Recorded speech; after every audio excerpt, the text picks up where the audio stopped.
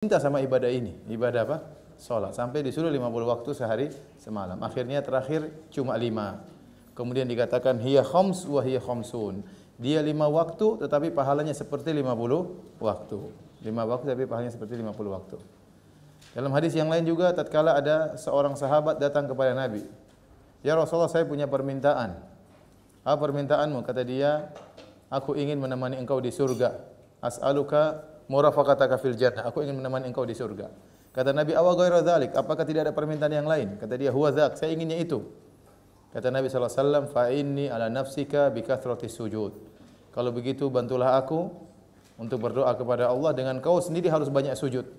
Kau harus banyak sujud supaya bisa menemani aku di surga. Jadi di antara hal yang sangat memudahkan seorang naik di derajat yang tinggi di surga adalah memperbanyak sujud, memperbanyak salat.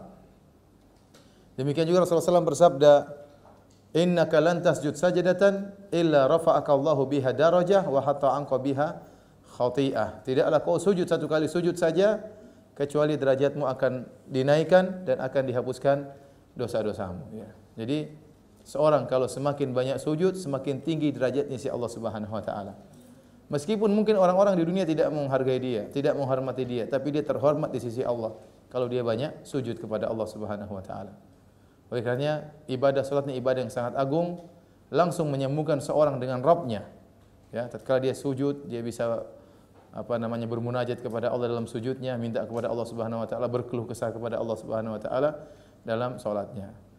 Jadi ini menunjukkan semua bahwasanya salat adalah ibadah yang sangat agung. Oleh karenanya para ulama ya berselisih dengan perselisihan yang sangat kuat tentang hukum orang yang meninggalkan salat. Ya, tidak salat sama sekali. Maka jumhur sahabat bahkan seluruh sahabat mengatakan orang yang tidak salat sama sekali orang ini bukan orang Islam. Bukan orang Islam. Tetapi ada khilaf yang muncul belakangan di kalangan para ulama mazhab. Banyak di antara mereka mengatakan orang yang meninggalkan salat karena malas tidak sampai kafir. Tetapi kalau kita kembali kepada riwayat-riwayat dulu para salaf, para sahabat menganggap orang yang tidak salat bukan orang Islam. Umar bin Khattab radhiyallahu taala anhu waktu ditikam kemudian dia terkapar, kemudian dalam kondisi terluka akan meninggal dunia, dia sempat berkata, la hadza fil Islam liman taraka salat. Tidak ada bagian dari Islam bagi orang yang meninggalkan apa? Salat ya. Baik, kita dalam waktu yang singkat ini kita ingin membahas tentang bagaimana tata cara salat yang benar ya. Karena kita ingin bisa salat sesuai dengan sunnah Nabi sallallahu alaihi wasallam. Dan Rasulullah sallam telah mengatakan, "Shallu kama raaitumuni usolli." Salatlah sebagaimana kalian melihat aku salat. Ya, ini berarti Nabi sallallahu alaihi wasallam meminta kita mengikuti tata cara salatnya. Bahkan dalam sebagian hadis Rasulullah SAW sampai salat di atas mimbar supaya kelihatan di atas mimbar. Kalau dia sujud dia turun, nanti dia naik lagi ke atas supaya dilihat oleh para sahabat agar mereka bisa mencontohi Nabi sallallahu alaihi wasallam.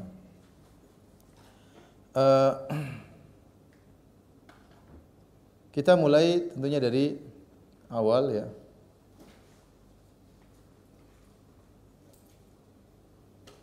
Kita mulai dari tentang niat ya. Ada pembahasan tentang masalah saf, masalah iqamah, tapi kita mulai dulu dari tentang salatnya.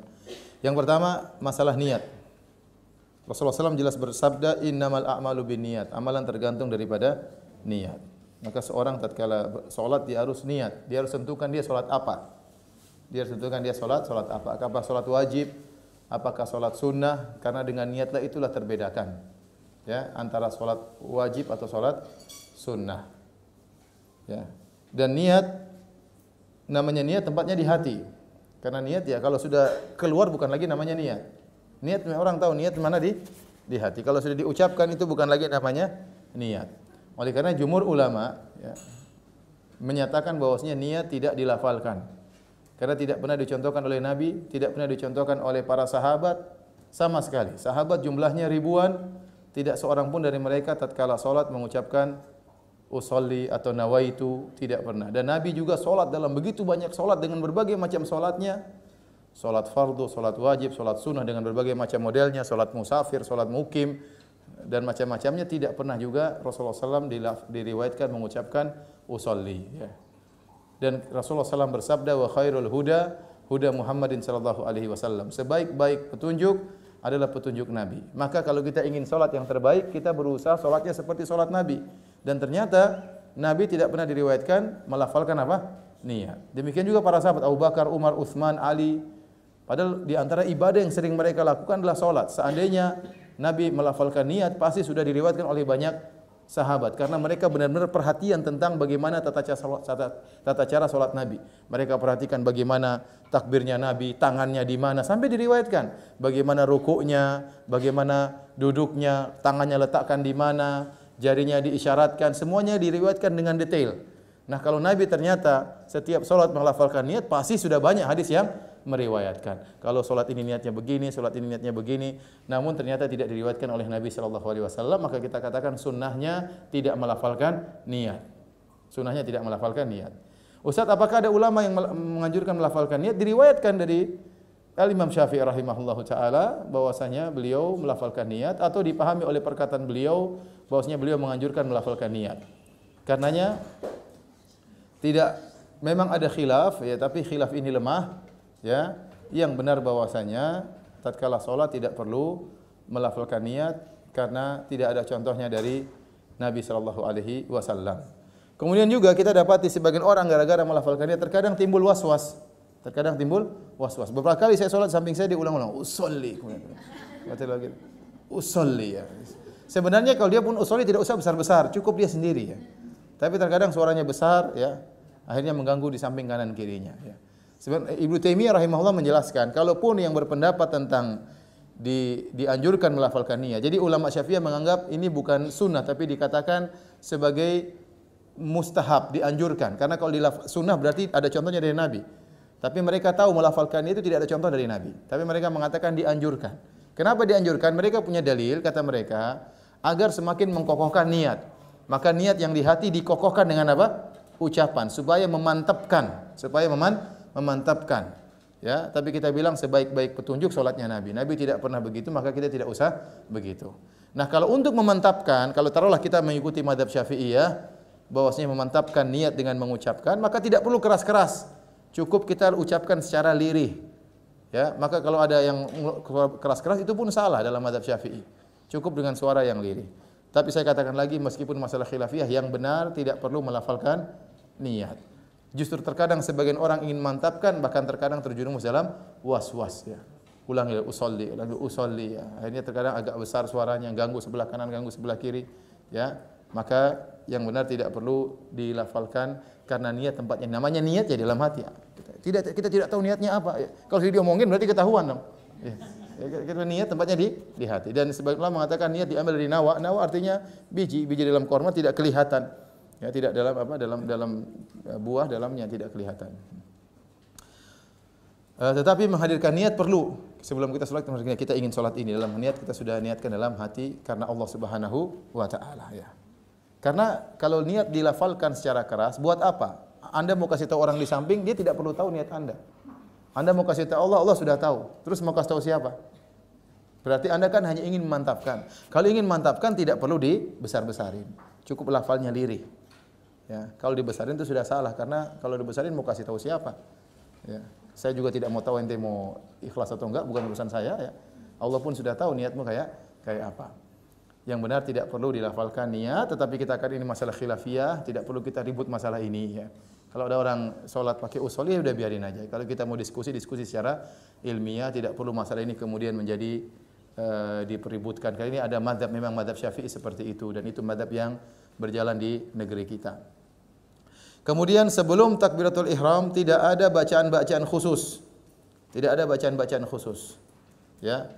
Saya lihat sendiri sebagian orang, saya kemarin salat ada imam mau salat dia baca dulu qul a'udzu birabbin nas malikin nas ilahin nas min syarril waswasil khannas. Jadi bacaan sebelum salat, padahal Nabi tidak pernah mempraktikkan demikian. Mungkin niatnya bagus. Saya baca qul a'udzu birabbin nas supaya setannya pergi. Ya, mungkin ya. Ya. A'udzu birabb qul a'udzu birabbil falaq, qul a'udzu birabbin nas. Dia baca supaya setan apa? Lari ya.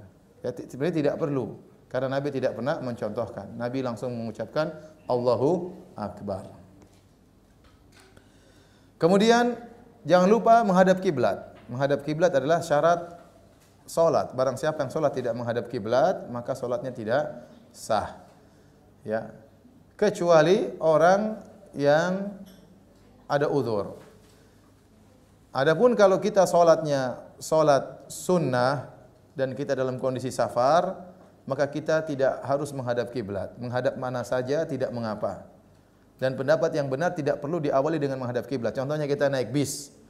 Bisnya menghadap mana langsung saja Allahu Akbar.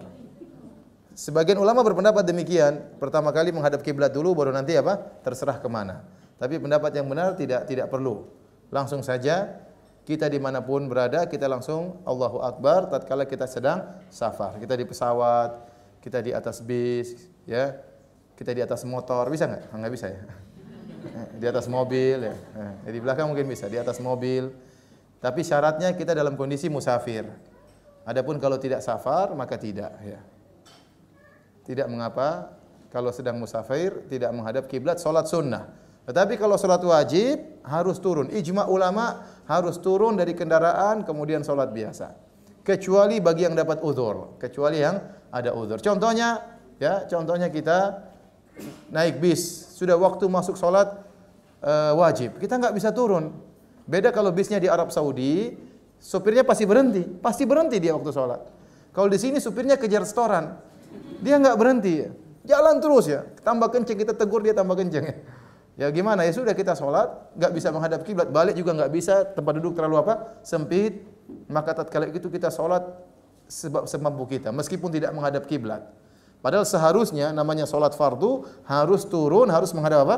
Kiblat. Kecuali yang dapat uzur. Di antara uzur tadi saya katakan kita terjebak dalam safar, terjebak dalam bis, enggak bisa turun ya.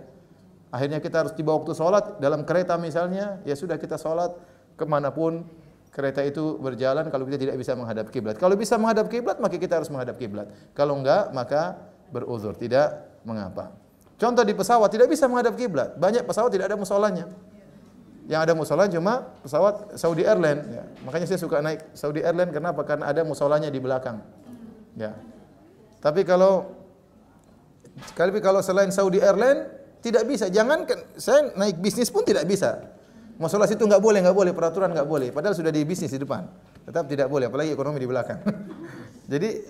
jadi ya sudah, kita sholat kemana saja kita mengarah karena enggak bisa kita menghadap kiblat tatkala di di pesawat ya. Kita sekarang bahas tentang masalah takbiratul ihram. Kita sudah niat, sudah menghadap kiblat, kita takbiratul ihram. Takbiratul ihram. Kenapa dikatakan takbiratul ihram? Karena diambil dari kalimat ahrama yuhrimu ihram. Ihraman itu artinya ihram, artinya pengharaman secara bahasa. Artinya pengharaman. Kenapa? Kalau orang sudah bertakbir Allahu Akbar, berarti ada perkara-perkara yang tadinya halal jadi haram.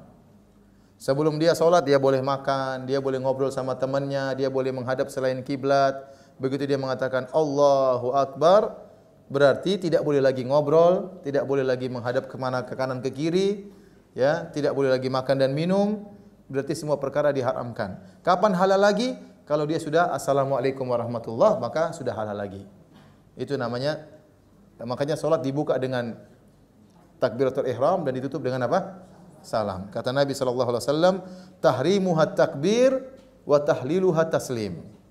Tahrim ihramnya apa? Tahrim ihramnya dengan takbir, tahallulnya dengan salam. Sama seperti umrah, mirip dengan umrah. Umrah kalau kita mengatakan labbaik Allahumma umrah, berarti kita masuk ihram. Kalau masuk ihram sudah haram, enggak boleh lagi bergaul sama suami, enggak boleh laki-laki tidak boleh lagi pakai songkok, tidak boleh lagi pakai baju ya. Nanti kapan boleh lagi? Kalau sudah tahallul. Tahallulnya kalau sudah sa'i, sudah cukur rambut sudah boleh lagi. Sama, salat pun demikian. Kalau kita takbir Allahu Akbar berarti sudah masuk pengharaman. Peraturan enggak boleh lagi makan, enggak boleh minum, enggak boleh ngobrol. Kapan tahallulnya? Kalau sudah assalamualaikum warahmatullahi wabarakatuh. Boleh lagi makan, boleh minum lagi, ngobrol. Ya. Nah, kalau kita takbiratul ihram, kita buka dengan Allahu Akbar. Tidak boleh lafal yang lain. Berbeda dengan pendapat Al-Imam Abu Hanifah. Al-Imam Abu Hanifah boleh mengatakan dengan pendapat yang lain. Seperti Allahu Ajal, Allahu A'zam. Ya. Tetapi yang benar, Nabi selama sholat tidak pernah menggunakan lafal yang lain. Semuanya selalu Nabi mengatakan apa? Allahu Akbar. Allahu Akbar. Selain Allahu Akbar maka tidak diperbolehkan. Nah, dibahas bagaimana kalau kita sedang sholat, kemudian ada orang yang menyalami kita. Assalamualaikum Pak Haji. Lagi sholat disalami. Maka yang benar sunnahnya kita jawab dengan apa?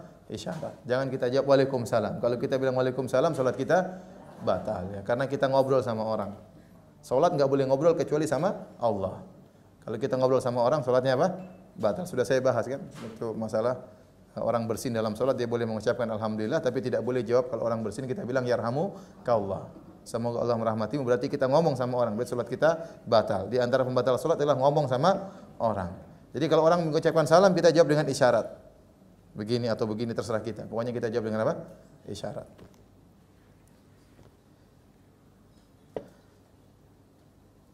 Taib. Setelah kita bertakbir, ya bagaimana cara mengangkat tangan tatkala bertakbir?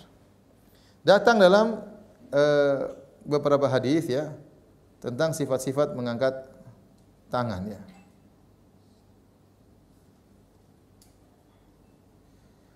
Pembahasan pertama, apakah tangan ini harus menghadap kiblat?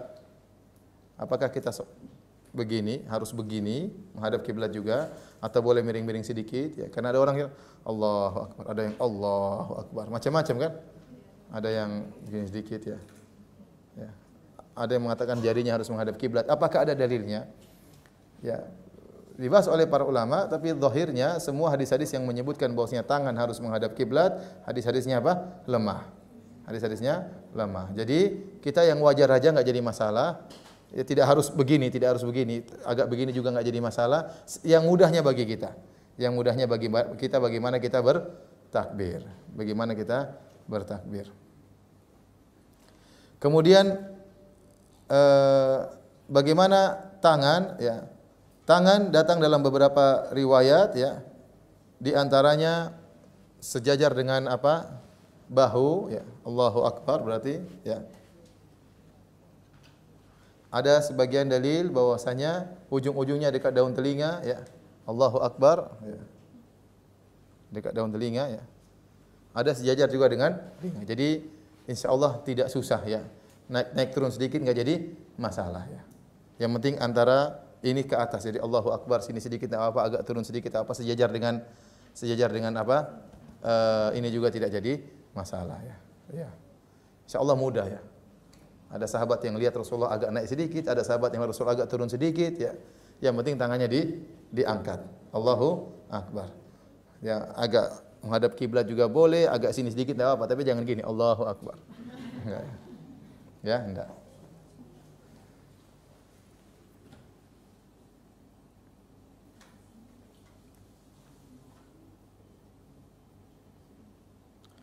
Taib, para hadirin dan hadirat yang dirahmati Allah Subhanahu wa taala.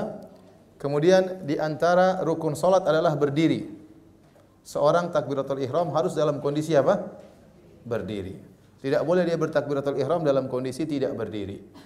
Makanya saya perlu ingatkan kalau ada orang terlambat datang salat, dia dapati imam ruku misalnya, maka dia ingin masuk salat, dia harus takbiratul apa? Ihram. Maka dia harus bertakbir dalam kondisi berdiri dulu, baru kemudian dia apa? Ruku ya. Jangan dia langsung ruku, karena takbiratul ihram itu harus dikerjakan dalam kondisi apa? Berdiri. Jadi kalau dia dapati imam sedang sujud, dia berdiri Allahu Akbar, baru kemudian dia takbir ikut apa? Sujud. Jangan langsung turun ke sujud, enggak. Karena takbiratul ihram harus dalam kondisi berdiri. Bagi orang ya salat wajib maka harus berdiri. Barang siapa yang mampu berdiri, kemudian dia tidak salat berdiri, maka salatnya tidak sah. Harus berdiri. Berbeda dengan salat sunnah. Kalau salat sunnah, meskipun dia mampu berdiri, kalau dia ingin duduk boleh. Salat sunnah, meskipun dia mampu untuk berdiri, tapi kalau dia ingin duduk maka tidak mengapa. Namun pahalanya tidak sempurna. Ya. Dan orang yang salatnya duduk, salat sunnah, pahalanya setengah dari orang yang salat sunnah dalam kondisi apa? Berdiri. Ini bagi orang yang mau berdiri tapi dia ingin duduk. Tidak apa-apa. Jadi salat sunnah boleh sengaja duduk meskipun mampu apa? Berdiri. Tapi pahalanya setengah. Tapi kalau salat fardu harus berdiri kecuali tidak mampu. Kecuali tidak mampu. Nah kalau ada orang ternyata dia sakit tidak mampu berdiri sehingga dia salat wajib dalam kondisi duduk, apakah pahalanya setengah? Tidak, jawab pahalanya tetap sempurna. Kenapa? Karena dia duduk karena ada uzur. Karena dia duduk karena ada uzur. Dan Nabi SAW bersabda, "Idza maridul abdu aw safar, kutiba lahu mithlu ma kana ya'malu muqiman sahihan." Kalau seorang hamba dalam kondisi sakit atau bersafar, maka tetap dicatat amalnya seperti seakan-akan dia dalam kondisi sehat. Karena kebiasaan dia waktu sehat dia salatnya berdiri, tapi sekarang dia sudah tua, dia tidak mau berdiri, maka dia salatnya dalam kondisi duduk di kursi misalnya, atau dalam kondisi miring, dalam kondisi bertelekan kepada tongkatnya, tetap dia dapat pahala sempurna seakan-akan dia berdirinya apa? Sempurna. Karena dia meninggalkan berdiri karena dalam kondisi beruzur. Paham? Saya ulangi kesimpulannya. Orang salat sunnah, boleh salat duduk atau tidak? Meskipun mampu berdiri, tapi pahalanya setengah. Kalau orang salat fardu, boleh duduk enggak? Enggak boleh kecuali beruzur, kecuali sakit atau beruzur, ya. Contoh uzur banyak. Contohnya dia di pesawat tidak boleh berdiri, berdiri goyang, atau di kapal dia berdiri jatuh. Ya sudah, dia salat dalam kondisi apa? Duduk. Contoh dalam kondisi sakit dia tidak bisa duduk, bisa berdiri, maka dia dalam kondisi duduk. Kata Rasulullah SAW, "Sholli qa'iman", salatlah dalam kondisi berdiri, fa illam tastati' fa qa'idan, kalau kau tidak mampu maka salatlah duduk, wa illam tastati' fa ala jam, kalau kau tidak mampu maka salatlah dalam kondisi berbaring. Biar Bapak bisa lewat.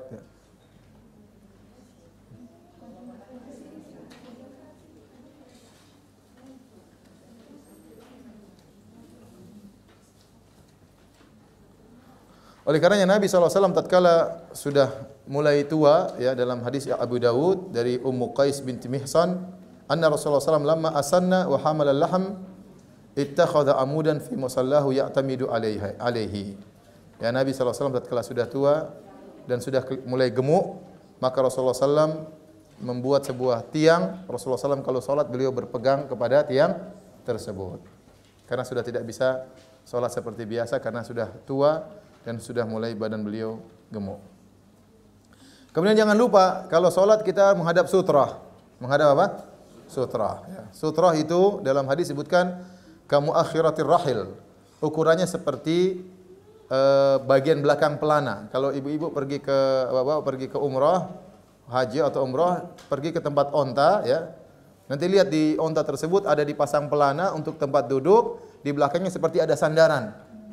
Sandaran itulah ukuran apa? Sutra, ya. Kira-kira seginilah, kira-kira segini, mungkin 30 cm, sekitar gitu kira-kira, ya.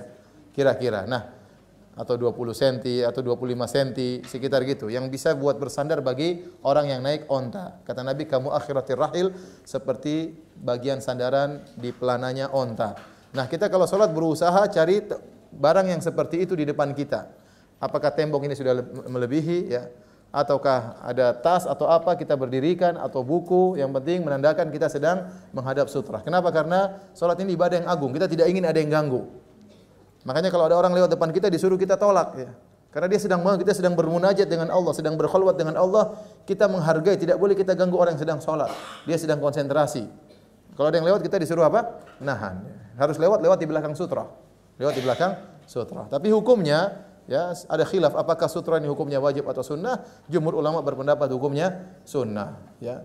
Kalau tidak ada sutra ya tidak mengapa, tapi sebaiknya kita sholat ada sutrahnya, ya. Dan jarang orang perhatian masalah ini. Alhamdulillah sekarang orang mulai paham. Beda orang datang kemudian dia cari sutra, dia taruh. Berarti dia perhatian sama sunnah Nabi SAW. Artinya apa? Kalau orang sholat di hadapannya sutra, pahalanya lebih besar daripada orang sholat tanpa sutra. Karena sutra hukumnya sunnah, ya. Ya, maka berusaha kita sholat menghadap tembok, atau ada teman kita jadikan sutra, tidak apa-apa, ya. Tapi jangan pergi, suruh dia tunggu, ya. Kalau dia pergi repot, ya.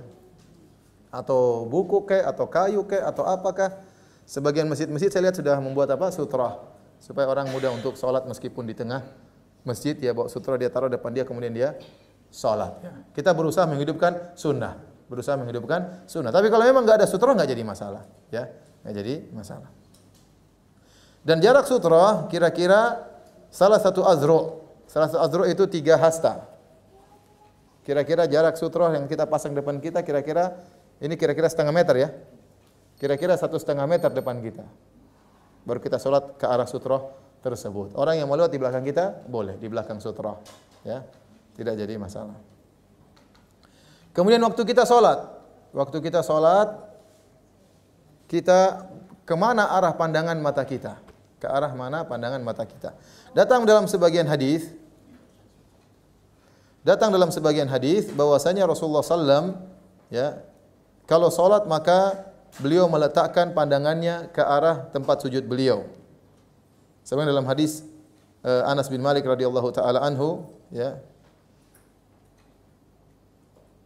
Dia berkata, "Qultu ya Rasulullah, aina adau basari fi salat?" Ya Rasulullah, kemana aku letakkan pandanganku tatkala aku sedang salat? Kata Nabi sallallahu alaihi wasallam, inda mawdhi'i sujudika ya Anas. Kau letakkan pandanganmu ke arah tempat sujudmu wahai Anas. Namun hadis ini diperselisihkan, sebagian mengatakan hadisnya hasan, sebagian banyak yang mengatakan hadisnya lemah, ya. Wallahu a'lam bishawab, ya. Hadisnya sepertinya lemah, ya. Oleh karenanya ada hadis-hadis lain yang secara zahir bertentangan dengan hadis ini. Nanti akan kita jelaskan, ya. Jadi tidak ada dalil secara khusus tatkala kita salat harus menghadap mana, kecuali hadis tentang Rasulullah SAW kalau sedang tasyahud, ya, la yujawizu basarahu isyaratahu. Rasulullah SAW pandangannya ke arah apa? Jarinya. Dia tidak pandang lebih dahulu, pandang ke arah jarinya, konsentrasi Nabi SAW berdoa, ya. Selain itu tidak ada dalil yang kuat bahwasanya harus melihat ke bawah, ya. Yang dilarang tidak boleh seorang salat melihat ke atas, dilarang.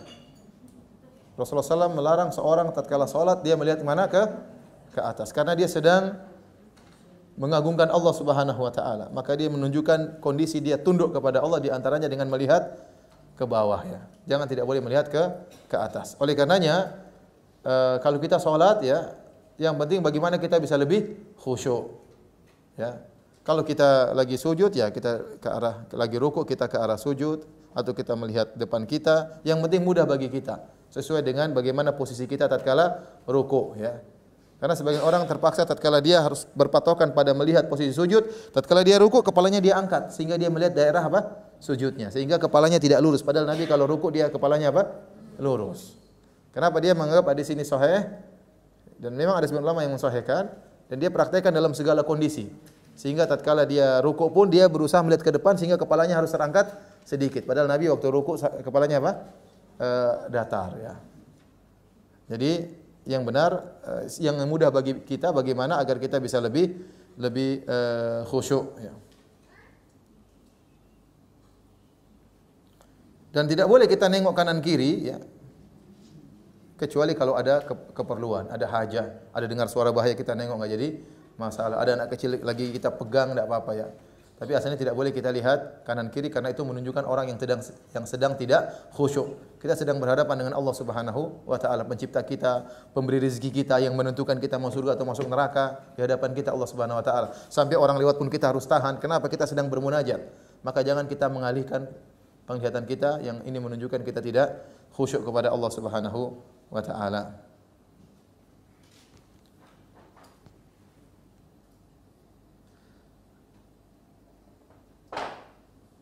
Oleh karenanya disebutkan dalam hadis-hadis, ya, bahwasanya para sahabat mengetahui bacaan Nabi dengan gerakan jenggot Nabi sallallahu alaihi wasallam. Berarti para sahabat lihat ke mana? Ke depan berarti. Kalau lihat ke bawah enggak bakalan lihat jenggot Nabi sallallahu alaihi wasallam bergerak. Ini menunjukkan jenggot Nabi lebat dan mereka melihat gerakan jenggot Nabi sallallahu alaihi wasallam, berarti mereka salat lihatnya ke mana? Ke depan, ya. Oleh karena orang Arab Saudi rata-rata mereka tidak mesti lihat ke bawah. Sebagian mereka salat lihat ke depan. Ya, mungkin ibu sering lihat mungkin di YouTube atau di foto, kadang-kadang mereka lihat salat ke depan. Ya, pokoknya bagaimana kita lebih khusyuk. Kalau kita lihat ke depan ternyata ada gangguan, ya kita lihat ke bawah. Ya, memang lebih sempurna kalau lihat ke bawah, ya. Ya, saya katakan lebih baik kita lihat ke bawah supaya tidak terganggu dengan apa? Gangguan. Tapi kalau kita mungkin di hadapan Ka'bah, pingin salat sambil lihat Ka'bah, enggak jadi masalah, sambil lihat ke depan atau sambil lihat imamnya, tidak. Karena dalam hadis-hadis juga yang lain para sahabat mensifati bagaimana sifat salat Nabi dengan baik. Rasulullah begini waktu ngangkat Hasan atau Husain. Kalau mereka lihat ke bawah enggak mungkin ngelihat. Paham? Kalau mereka lihat ke daerah sujud enggak mungkin mereka melihat gerakan-gerakan Nabi tersebut. Oleh karenanya Imam Al-Bukhari, ya, tatkala menurut beliau tidak ada hadis-hadis yang sahih tentang melihat tempat sujud, maka beliau membuat bab dalam kitab sahihnya dengan judul bab Raf'ul Basari ilal imami fi salat. Bab tentang mengangkat pandangan melihat imam tatkala sedang salat. Jadi boleh ya. Ya saya katakan, saya ulangi, kita memandang kemana saja, tentu yang ke bawah lebih baik agar lebih apa? Konsen, tapi bukan berarti tidak boleh lihat ke depan. Boleh. Karena para sahabat mensifati salat Nabi seperti apa, mereka lihat. Ya, kemudian mereka juga melihat gerakan jenggot Nabi sallallahu alaihi wasallam. Ini menunjukkan mereka juga lihat ke depan. Azan ya. Kita stop dulu ya. Kita praktekkan salatnya yang sudah kita ajarkan tadi. Demikian, wabillahi taufiq wal hidayah. Assalamualaikum warahmatullahi wabarakatuh. Assalamualaikum warahmatullahi wabarakatuh. Alhamdulillah, salatu wassalamu ala Rasulillah wa ala alihi wa sahbihi wa ala. Hadirin dan hadirat yang dirahmati oleh Allah Subhanahu wa taala, kita lanjutkan pengajian kita tentang sifat salat Nabi sallallahu alaihi wasallam. Sebelum kita lanjutkan, kita perlu ingatkan bahwa ini masalah fikih, dan kalau masalah fikih memang timbul perselisihan di kalangan para ulama. Selama perselisihan tersebut dibangun di atas dalil, maka kita harus saling menghargai, harus saling toleransi, dan kita berusaha menjadi pendapat yang lebih kuat berdasarkan ilmu yang kita miliki. Baik, jadi tadi sudah kita jelaskan tentang menghadap kiblat, kemudian mengangkat tangan, takbiratul ihram. Kemudian juga jangan lupa waktu berdiri, berdirinya kedua kaki jangan ditempelkan, tapi dibuka yang wajar. Ya, dibuka yang wajar, di mana nanti kita bisa lama untuk berdiri, apalagi disebutkan dalam hadis-hadis Nabi SAW kalau sholat sangat lama. Tentunya kalau seorang berdiri dalam kondisi kanan dan kiri ditempelkan, dia tidak akan kuat berdiri lama. Ya, tapi dia berdiri dengan wajar, membuka kaki yang wajar, jangan juga sampai apa? Lebar sekali, tidak juga ya. Saya lihat sebagian orang seperti itu waktu sholat, dia menempelkan kakinya yang sebenarnya tidak mau sebelah kanan, tidak mau sebelah kiri, tidak mau ditempel, dia buka kakinya lebar-lebar. Enggak juga seperti itu ya. Tidak mau ya sudah ya, mau diapain? Ya, dia jangan maksa buka kanan lebar, kiri juga lebar, akhirnya kelebaran. Setelah itu membaca doa al-istiftah. Doa al-istiftah datang dalam hadis-hadis Nabi SAW banyak bentuk-bentuk doa istiftah. Sunnahnya kita baca salah satunya, tidak seluruhnya. Karena disebutkan Nabi SAW hanya diam sebentar. Kalau seandainya Nabi membaca seluruhnya, tentunya Nabi diamnya lama. Kemudian yang sahabat yang meriwayatkan doa istiftah ini, lain sahabat yang doakan doa istiftah ini, lain lagi sahabat yang meriwayatkan doa istiftah ini. Ini menunjukkan Nabi membacanya secara variasi. Terkadang Nabi baca yang ini, terkadang Nabi baca yang ini, terkadang Nabi baca yang ini, terkadang Nabi baca yang ini. Tidak digabungkan semuanya dalam sekali sholat. Karena kalau digabungkan banyak sekali doa istiftah. Ada 4 atau 5 atau lebih, kurang daripada itu. Oleh karena sebenarnya kita pilih salah satu, dan kalau bisa kita bervariasi sebagaimana Nabi Shallallahu Alaihi Wasallam. Para ulama menjelaskan di antara faedah variasi membaca doa istiftah, kita lebih khusyuk. Karena kalau kita doa istiftah cuma satu, akhirnya terbiasa. Begitu kita Allahu Akbar, otomatis mulut dia ngomong meskipun pikiran kemana-mana. Tapi kalau kita ganti hari ini salat asar ganti yang lain, maka konsentrasi kita bisa terus konsen tatkala sholat. Ya, paham ya? Jadi tidak digabungkan menjadi satu ya, tapi masing-masing dibaca. Di antara doa istiftah tersebut seperti Allahumma ba'id baini wa baina khataayaya kama ba'adta bainal masyriq wal maghrib. Allahumma naqqini minal khataaya kama yunqqa ath-thawbul abyadu minad danas. Allahumma ighsilni min khataayaya bil ma'i wal thalji wal barad. Ini biasanya kalau saudara-saudara Muhammadiyah banyak yang hafal ini. Ya, Muhammadiyah banyak hafal ini. Padahal yang lain juga boleh, semuanya boleh. Hadis yang lain berita dari hadis Abu Hurairah. Kemudian ada hadis dari Ali bin Abi Thalib, Nabi SAW dan salatnya dengan istiftah wajjahtu wajhiya lilladzi fatara samawati wal arda hanifa wa ma ana minal musyrikin. Inna salati wa nusuki wa mahyaya wa mamati lillahi rabbil alamin la syarika lahu wa bidzalika umirtu wa ana minal muslimin. Allahumma antal malik la ilaha illa anta. Anta rabbi wa ana abduk. Zalamtu nafsi wa i'taraftu bi dhanbi. Faghfir li dhunubi jami'an. Yang bagian atas kita hafal, yang bagian bawah enggak? Biasanya saudara-saudara kita di NU hafal ya.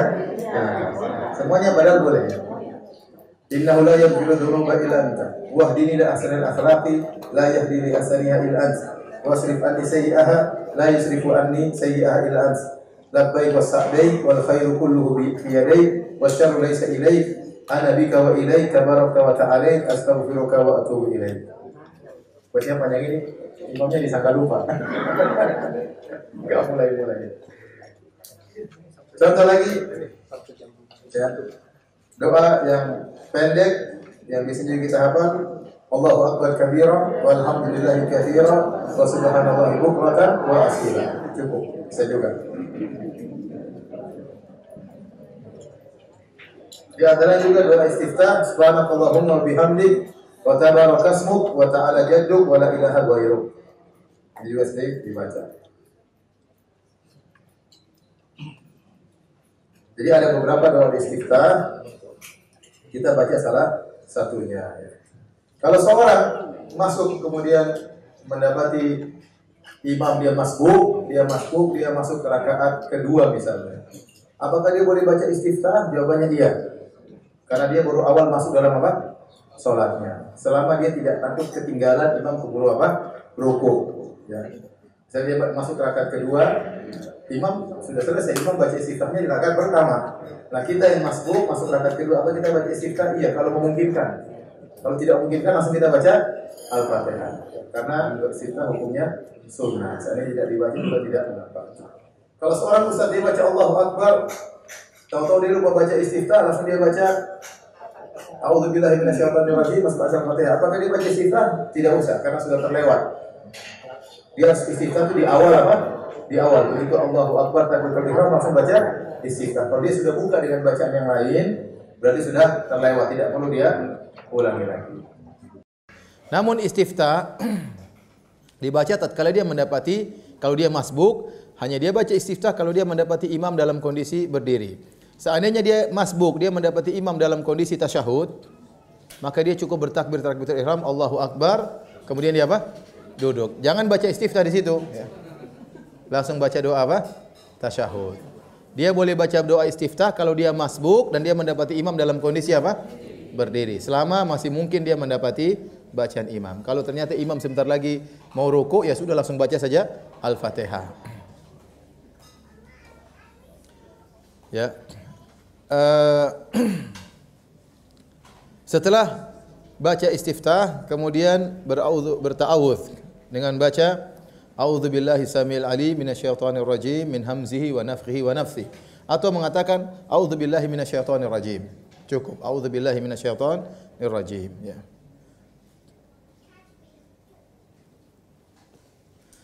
Setelah mengucapkan A'udzubillahi minasyaitonir rajim, baru kemudian dia membaca Al-Fatihah. Nah, membaca Al-Fatihah, Al-Fatihah sendiri ada khilaf di kalangan para ulama. Apakah Bismillahirrahmanirrahim termasuk salah satu ayat dari Al-Fatihah? Maka ada khilaf di kalangan para ulama. Sebagian ulama berpendapat Bismillahirrahmanirrahim tidak termasuk dari Al-Fatihah, tapi dia hanyalah pembuka surat sebagaimana kita membaca surat-surat yang lain. Kalau kita baca Al-Fatihah kita buka dengan Bismillah.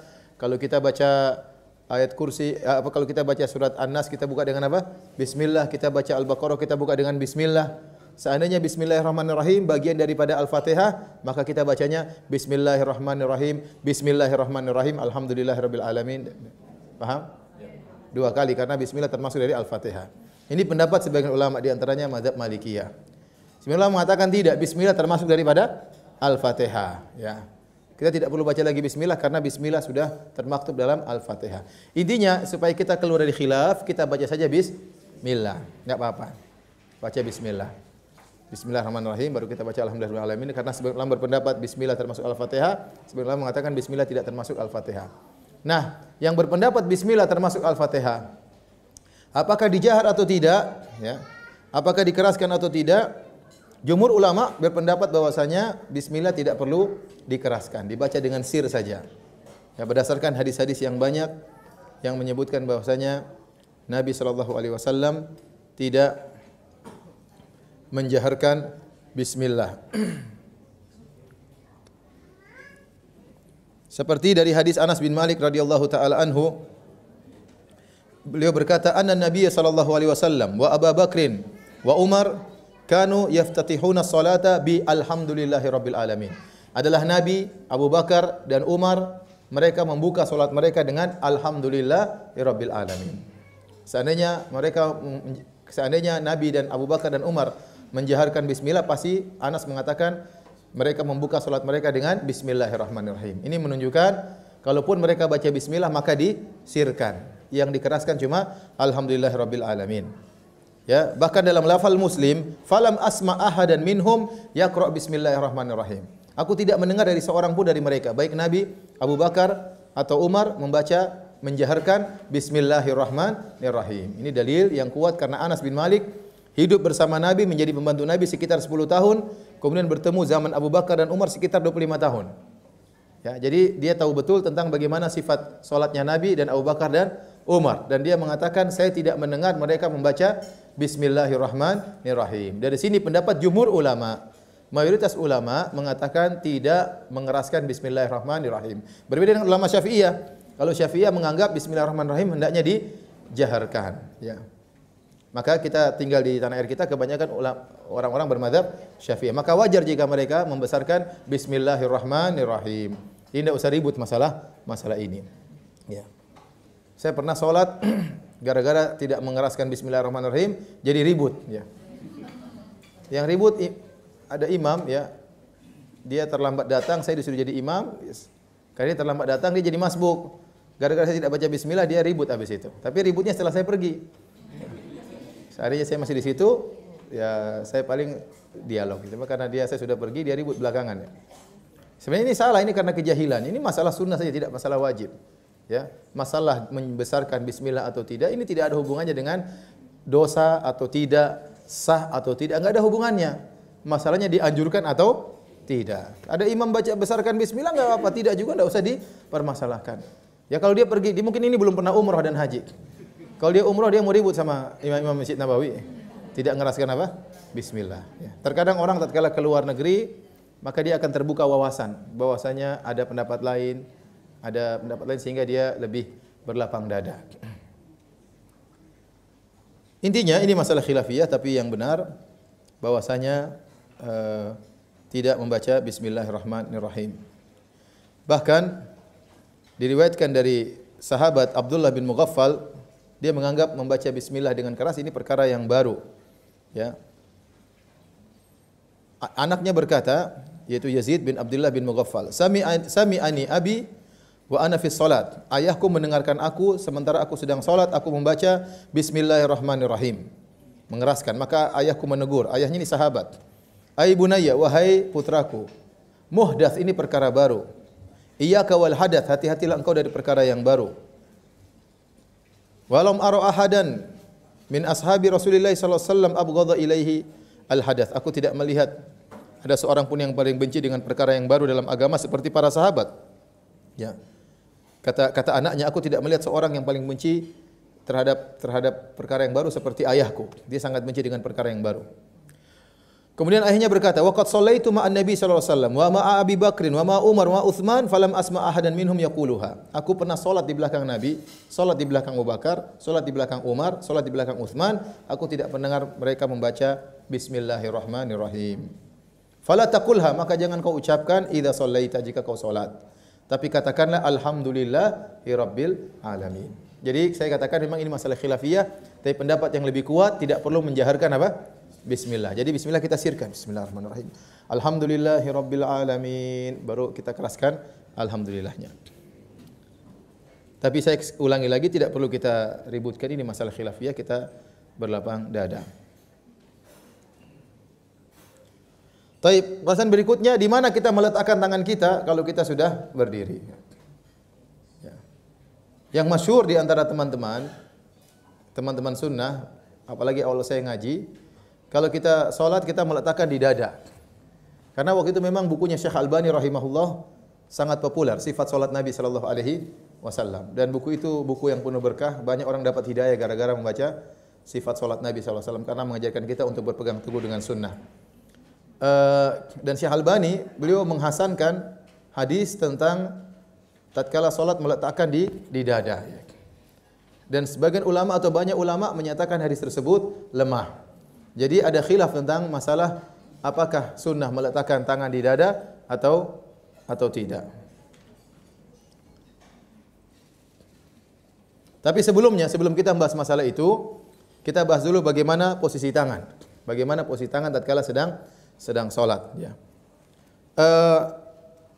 Ada dua posisi yang datang dalam hadis-hadis.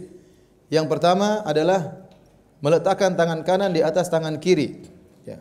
Sebagaimana dalam hadis dari Abu Daud dan Nasa'i dari Nabi sallallahu alaihi wasallam, ya, bahwasanya tsumma wada'a yadahu al-yumna ala dhahri kaffaihi al-yusra wa rusghi was-sa'id. Maka Nabi meletakkan tangan kanannya di atas punggung tangan kirinya, kemudian di atas rusuk was-sa'id, mengenai ini dan mengenai ini. Jadi begini. Jadi tangannya ini mengenai punggung tangan kiri, plus mengenai pergelangan, plus mengenai sedikit dari lengan. Ini cara pertama, paham? Jadi kenanya 3. Punggung tangan kiri, jadi Ini apa namanya? Telapak tangan kanan menempel pada punggung tangan kiri plus pergelangan tangan plus sebagian dari dari lengan. Jadi begini. Meletakkan seperti ini. Ya, seperti ini. Ini salah satu cara. Cara yang kedua, ya, yaitu meletakkan tangan kanan diletakkan di pergelangan di lengan tangan kiri. Jadi begini. Saya ulangi jadi 2 cara. Begini, ya. Atau begini. Ya, kalau begini, ya. Begini, ya. Jadi mengenai 3, 1, 2, 3, atau langsung semuanya begini di pergelangan apa? Di lengan tangan. Boleh dua-duanya, enggak jadi masalah.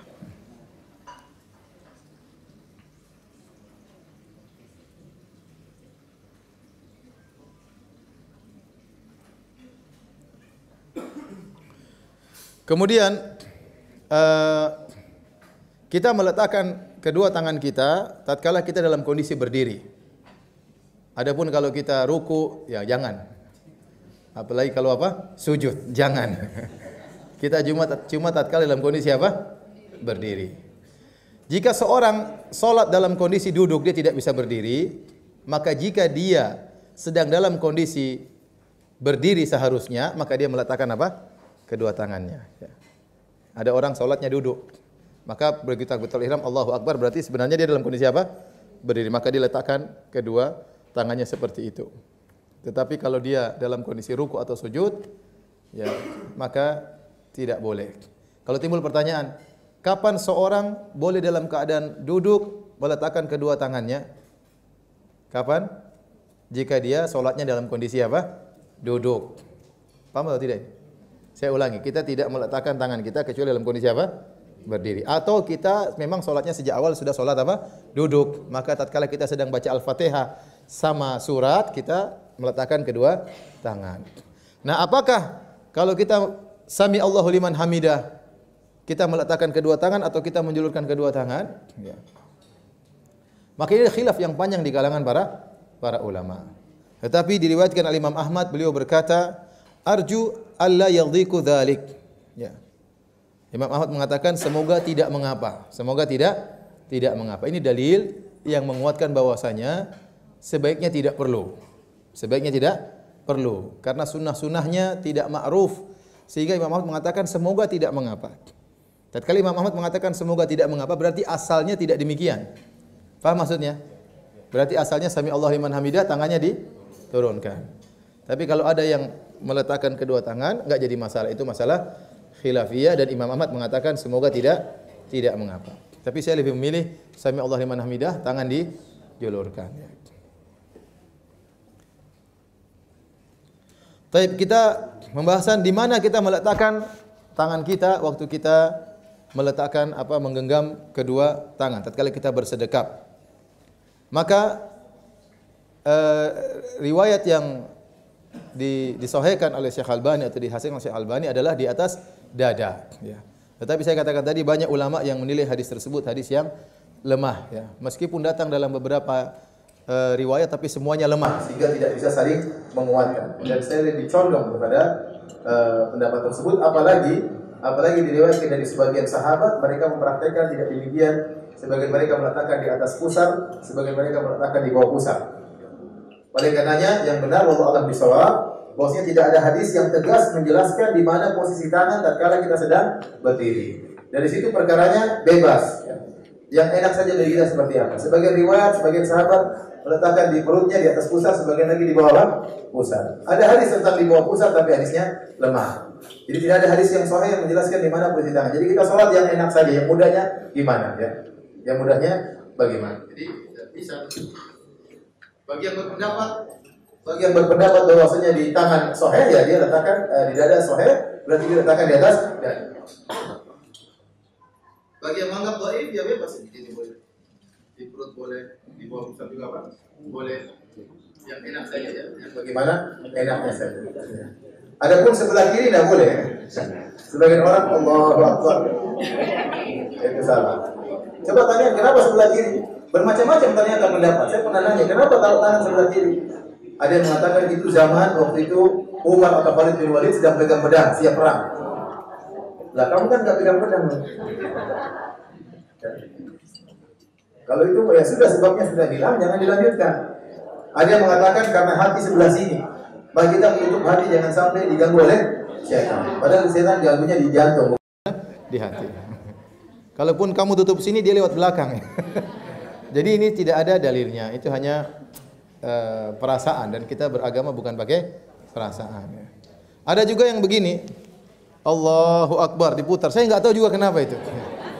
Allahu Akbar. Dia mungkin saya nggak tahu mungkin dia tidak pingin kiri duluan, dia pingin kanan duluan. Kanan duluan, setelah kiri sudah mau sampai dia putar kanan begini. Ya sama saja kan kiri juga di atas sama saja ya. Ya. Jadi kita apa namanya tidak pakai perasaan tapi pakai dalil.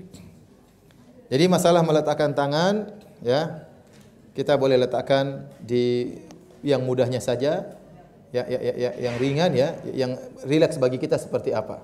Ya karena kalau di dada seakan-akan juga terlalu apa namanya? Iya, terlalu tinggi. Kita santai aja. Karena kalau di dada kita mempraktekkan begini susah. Kan tadi saya bilang Nabi diriwayatkan dua, ada yang begini, ada yang begini kan. Kalau di dada agak susah begini ya. Ya bisa juga, bisa dipaksa juga. Begini juga bisa. Ya. Ya, tapi ya karena hadisnya lemah ya biasa saja begini yang biasa saja, yang enak bagi kita bagaimana? Yang enak bagi kita bagaimana biar bisa bertahan lama dalam apa? Salat.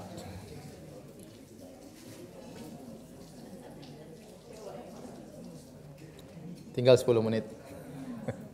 Tanya jawab apa lanjut? Hah? Tanya jawab, mau tanya jawab? Hah? 10 menit enggak ada faedahnya. Tanya jawab aja deh. Ya mudah-mudahan bisa lanjutkan. Iya insyaallah nanti. Ini tinggal 10 menit, yang mau bertanya saya persilahkan. Tentang apa yang telah lewat. Ya, nanti lanjutannya insyaallah di sesi berikutnya. Ya, silakan. Enggak perlu dilafalkan niat ya.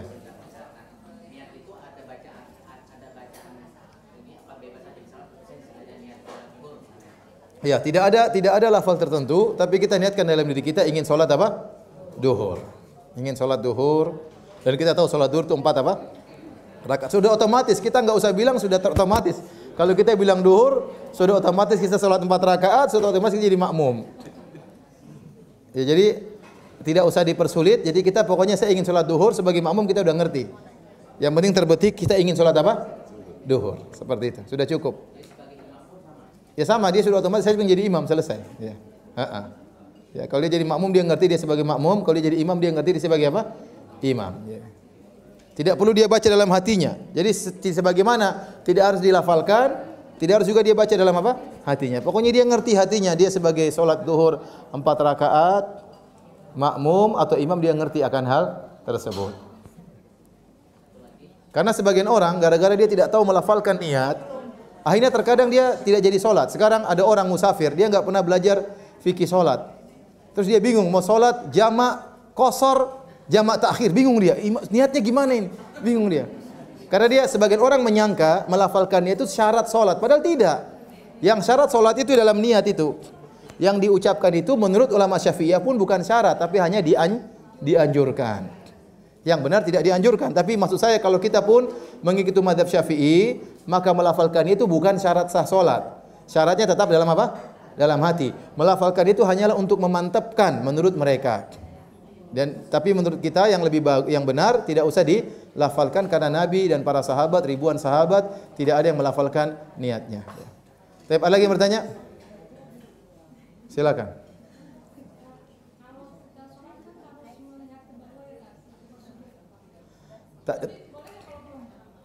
Oh, tadi sudah kita jelaskan hadis tentang melihat tempat sujud, hadisnya apa?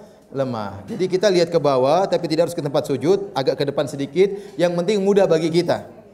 Ya, mudah bagi kita. Apakah merem? Enggak, tidak apa makruh merem. Jangan merem, tidak boleh apa? Merem. Kecuali kalau ada kondisi yang mengganggu kita benar-benar. Contoh kita lagi sholat atau ada anak depan kita joget-joget, sudah tutup mata aja. Ya kan, kalau kita tergoda sama dia atau apa yang lewat depan kita tutup mata. Tapi kalau enggak ada sebabnya maka kita buka mata. Kalau enggak ada sebab yang mengganggu, kita buka mata. Biasakan kita khusyuk dengan buka mata ya. Para sahabat dulu mereka sholat buka mata. Nabi SAW juga sholat buka mata. Bahkan terkadang Nabi melihat sebagian sahabat bagaimana sholat mereka. Ya. Sahabat melihat Nabi gerakan apa? Gerakan jenggot beliau. Sahabat melihat Nabi tatkala sholat menggendong Umamah. Umamah apa? Putri cucu Nabi SAW. Ya. Jadi mereka lihat gerakan-gerakan Nabi SAW. Jadi yang benar sholat tidak tutup mata. Kecuali kalau ada halangan, misalnya ada gangguan di hadapan kita. Kalau kita buka mata terganggu terus, maka kita tutup mata. Misalnya kita sholat di mall, tahu-tahu ada cewek lewat, tutup mata. Jangan malah dibuka matanya ya. Enggak, itu enggak benar. Yang lebih benar sholat sesuai dengan sunnah Nabi SAW. Kecuali ada sebabnya. Kecuali ada sebabnya yang mengganggu kita, maka kita tutup mata. Kalau enggak ada sebabnya, maka kita biasakan untuk apa? Buka mata, seperti biasa. Ya silakan. Doa istiftah kenapa?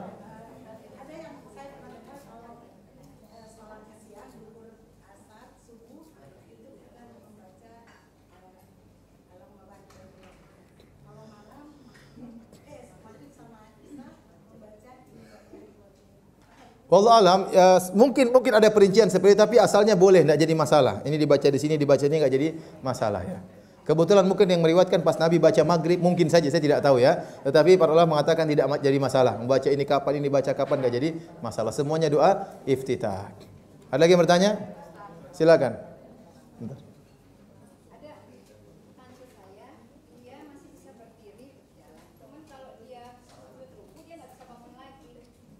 Enggak bisa bangun lagi, maksudnya gimana? Oh, enggak kuat.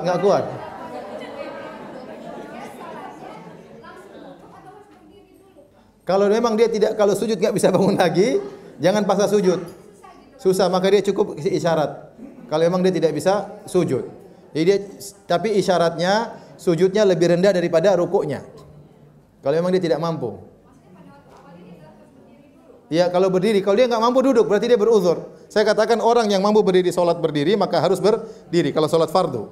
Kalau salat sunnah boleh langsung duduk, enggak jadi masalah. Tapi kalau salat fardu, kalau dia mampu berdiri maka harus berdiri. Kalau tidak mampu berdiri boleh langsung duduk. Mungkin umurnya sudah tua, dia enggak mampu, kalau berdiri gemetar, jangan dipaksa. Dia boleh salat dalam kondisi apa? Duduk. Nanti rukunya agak miring, sujudnya lebih miring lagi. Silakan. Terus? Iya.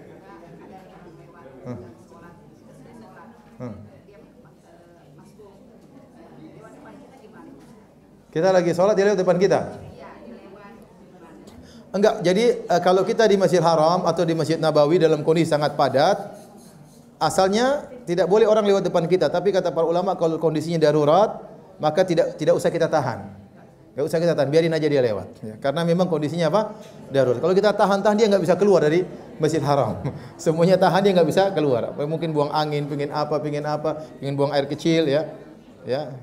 Terpisah dengan istrinya begini-gini, tunggu kelamaan 5 menit lagi baru selesai sholat. Istrinya sudah pergi kemana entah. Jadi darurat tidak jadi masalah. Adapun kalau dalam kondisi tidak sepi, tapi itu jarang.